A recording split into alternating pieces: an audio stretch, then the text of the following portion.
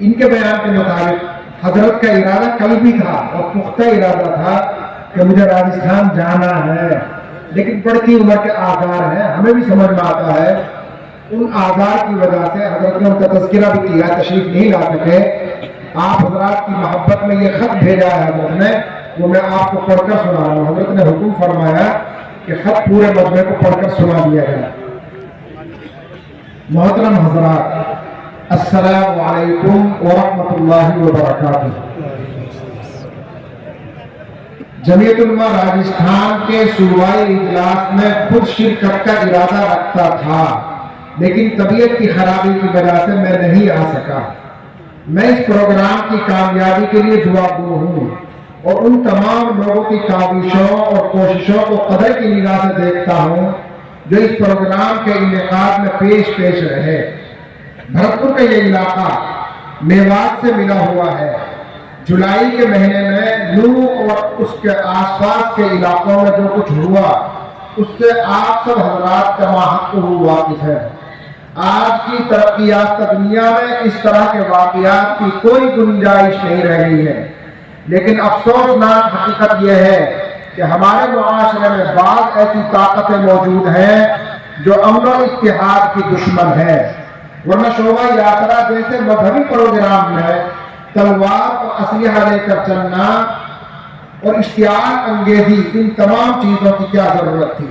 اس سے صاف ظاہر ہے کہ ان کا مقصد شوبھا یاترا نکالنا نہیں تھا، بلکہ اس علاقے کے امن و اتحاد کو سموتاز کرنا تھا۔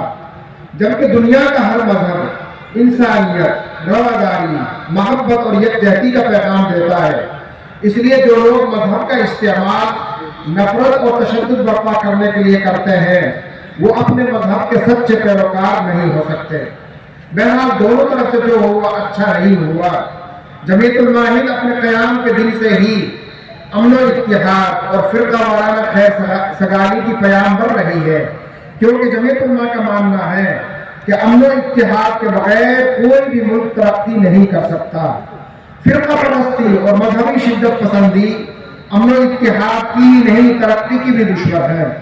فساد برپا کرنے والوں کو خوش نہیں ہونا چاہیے کہ وہ ایک مخصوص فرقے کو نقصان پہنچا کر نفسیاتی طور پر انہیں کمزور کر رہے ہیں، لیکن ان کی یہ خام خیالی ہے۔ فساد سے کسی فرقہ یا برادری کا نقصان نہیں ہوتا، بلکہ ملک کی ترقی اور معیشت کو نقصان پہنچتا ہے۔ یہی بات جنرل سیکریٹری صاحب نے کہی ہے۔ 24,000 فسادات مسلمانوں کو مٹانے کے لیے ہو، الحمدللہ مسلمانوں میں کوئی کمی نہیں ہے، پھل رہے ہیں، پھول رہے ہیں اور بستیوں کو آباد کر رہے ہیں۔ نقصان اس پیارے دیش کا ہوتا ہے، یہی بات حضرت کہہ رہے ہیں۔ میوات کے علاقے میں مسلمانوں کی آبادی کا تناسب، اس نقطے کی طرف آپ ضرور غور فرمائیے۔ حضرت جو بات فرما رہے ہیں اور 100% صحیح بات ہے۔ میوات کے علاقے میں مسلمانوں کی آبادی کا تناسب 80% ہے، اور اہم بات یہ ہے کہ فساد کے دوران اکثریت میں ہونے کے باوجود انہوں نے اپنے کسی غیر مسلم پڑوسی کو کسی طرح کا کوئی نقصان نہیں پہنچایا۔ آپ سب اس علاقے کے تو ہیں، مجھ سے زیادہ جانتے ہیں۔ 31 جولائی کو 6 بجے کے بعد سے آج تک میوات کے کسی گاؤں میں، کسی خطے میں، کسی کونے میں آپ کو کوئی رپورٹ نہیں ملے گی کہ کسی مسلمان نے کسی غیر مسلمان کو آنکھ چوڑا کر کے دیکھا ہو، تو کہا، کہیں بھی کوئی بات نہیں۔ حالانکہ مسلمان اکثریت میں ہے اور سینکڑوں گاؤں ایسے ہیں جہاں غیر مسلم بھائی 2-2 3-3 گھر کی شکل میں رہ رہے ہیں، لیکن کہیں کوئی بات ایسی نہیں ہوئی۔ بلکہ ہمارے پاس تو یہ اطلاعات بھی ہیں کہ بہت سے گاؤں میں مسلمانوں نے مندروں کے ارد گرد رات بھر پہرا دیا تاکہ کوئی شخص ان مندروں کو کوئی نقصان نہ پہنچا سکے۔ انتہائی امید افزا بات یہ بھی ہے کہ میوات علاقے کے بہت سے غیر مسلموں نے اخباری نمائندوں اور ٹی وی چینلوں سے گفتگو کرتے ہوئے واضح طور پر یہ کہا کہ اقلیت میں ہونے کے باوجود یہاں انہیں کبھی کسی طرح کا ڈر اور خوف محسوس نہیں ہوا۔ تمام لوگ یہاں امن و اتحاد اور باہمی میل ملاپ کے ساتھ رہ رہے ہیں۔ یہ اس بات کا بین ثبوت ہے کہ ملک کی اکثریت اب بھی امن پسند ہے اور فرقہ پرستی کی نشان انگیزیوں اور حرکتوں سے امن و امان کی فضا کو خراب کرتے رہتے ہیں۔ یقیناً یہ بہت بڑی ناانصافی ہوگی اگر ہم اس اہم پروگرام میں ہریانہ اور راجستھان کی ان خاص پنچایتوں، سماجی تنظیموں، سکھوں اور دیگر لوگوں کا خیر مقدم نہ کریں جنہوں نے نوح و اطراف میں ہوئے فساد کے بعد مسلمانوں کے لیے پیدا کر دی گئی بحرانی صورتحال میں فرقہ وارانہ خیر سگالی کا مظاہرہ کرتے ہوئے میوات کے مسلمانوں کے ساتھ مکمل یکجہتی اور ہمدردی کا اظہار ہی نہیں کیا بلکہ فرقہ پرست طاقتوں کی سازشوں کو بھی بے نقاب کر دیا۔ اس میں جوڑنا چاہوں گا یہاں میرے بڑادہ کی پنچایت کو۔ آپ حضرات سب جانتے ہیں کہ وہاں جو مجمع تھا 30,000 آدمی اور 4-5 ہزار ہمارے غیر مسلم بھائی اور تقریباً پورے ہندوستان کا مکھن غیر مسلم بھائیوں کا وہاں تھا۔ وہاں نے سب میوات کے لوگوں سے انہوں نے کہا کہ بالکل بھی گھبرانے کی ضرورت نہیں ہے، پہلا تیر اور پہلی گولی ہمارے سینے پر ہے، پھر تمہارا نمبر آئے گا۔ تو ان تمام غیر مسلم بھائیوں کا ہم شکریہ ادا کرتے ہیں جنہوں نے اس موقع پر حوصلہ ملا، بلکہ مسلمانوں پر فساد بھڑکانے کے الزام تھوپ کر مذہبی شدت پسندی کا ماحول تیار کرنے کی جو خطرناک سازش تیار کی گئی تھی اسے بھی انہوں نے ناکام بنا دیا۔ ہم ان تمام عمل پسند لوگوں کا شکریہ ادا کرتے ہیں کیونکہ اس موقع پر اگر وہ کھل کر مسلمانوں کے ساتھ یکجہتی کا مظاہرہ نہ کرتے تو جو ماحول سازی کی جا رہی تھی اس کے اثرات دوسری جگہوں پر بھی مرتب ہو سکتے تھے۔ ان خاص پنچایتوں نے پورے ملک کو امن و اتحاد کی ایک ایسی راہ دکھائی ہے جس پر آج عمل کرنے کی بہت سخت ضرورت ہے۔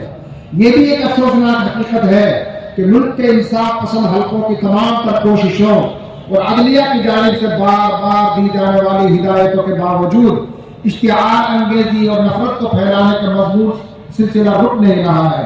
اس کی ایک بڑی بنیادی وجہ یہ ہے کہ کچھ لوگوں کے نزدیک فرقہ پرستی، اشتعال انگیزی اور نفرت اقتدار کے حصول کا آسان ذریعہ بن گئی ہے۔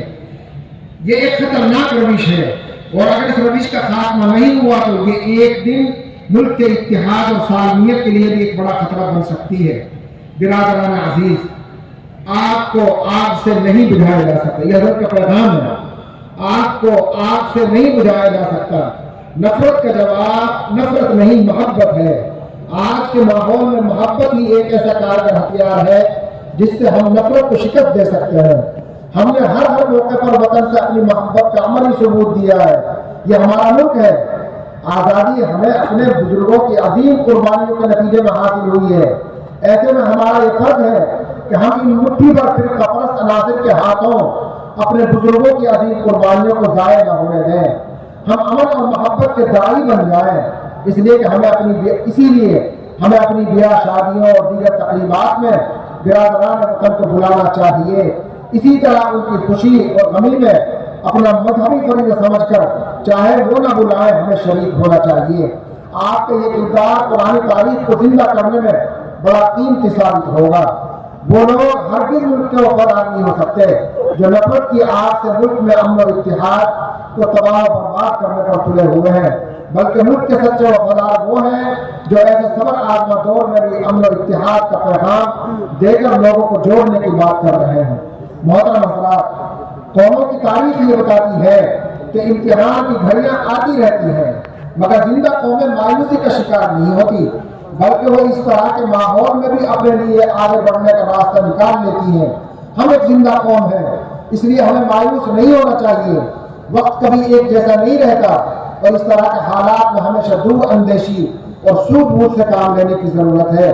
میں دعا کرتا ہوں کہ اللہ تعالی ہمارے ملک کو اخوت و ہمدردی اور پیار و محبت کے ساتھ سرسبز و شاداب رکھے اور شروع و فتن سے معمول فرمائے۔ آمین۔ ارشد مدنی، صدر جمعیت الماہدین۔